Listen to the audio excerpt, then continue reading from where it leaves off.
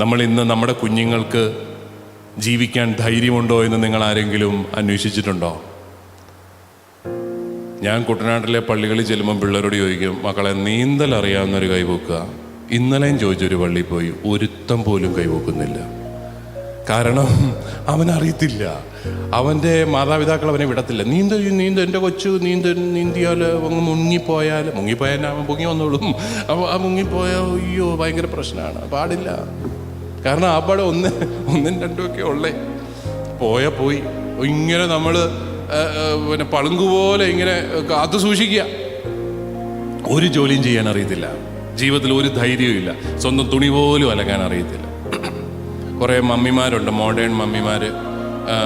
നമ്മുടെ കാറൊക്കെ തന്നെ ഓടിച്ച് വെള്ളിയാഴ്ച വൈകുന്നേരം ആകുമ്പോൾ മോൻ്റെ ഹോസ്റ്റലിലേക്ക് ഒരു യാത്രയുണ്ട്, തീർത്ഥയാത്ര. എന്തിനാണ്? അവിടുന്ന് മുഷിഞ്ഞ വസ്ത്രങ്ങൾ എടുത്തുകൊണ്ട് വരാൻ.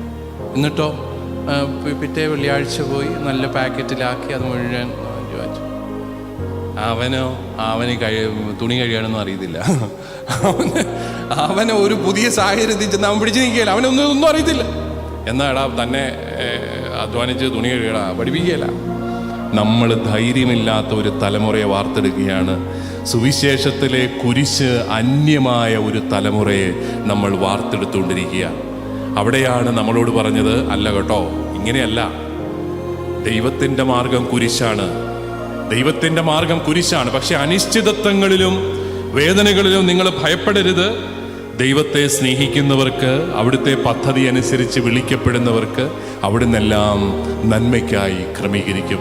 അതുമാത്രമാണ്, അവിടെ പ്രത്യാശയോടുകൂടി നീ കാത്തിരിക്കുക. വെല്ലുവിളികൾ ഏറ്റെടുക്കാൻ പഠിപ്പിക്കുക. നമ്മുടെ ഇപ്പോൾ ഈ കാലത്തെ കുഞ്ഞുങ്ങളെ നല്ല രീതിയിൽ നിങ്ങൾ പഠിപ്പിച്ചാൽ തീർച്ചയായിട്ടും അവരൊക്കെ നല്ല മിടുക്കരായിട്ട് വരും. മക്കളെ, കൂട്ടുകാരില്ലാതെ തനിച്ചിരുന്ന് പഠിക്കാനും, അധ്യാപകരില്ലാതെ തനിച്ചിരുന്ന് പഠിക്കാനും, കൂട്ടുകാരില്ലാതെ ജീവിക്കാനും ഒക്കെ നീ പഠിച്ചു.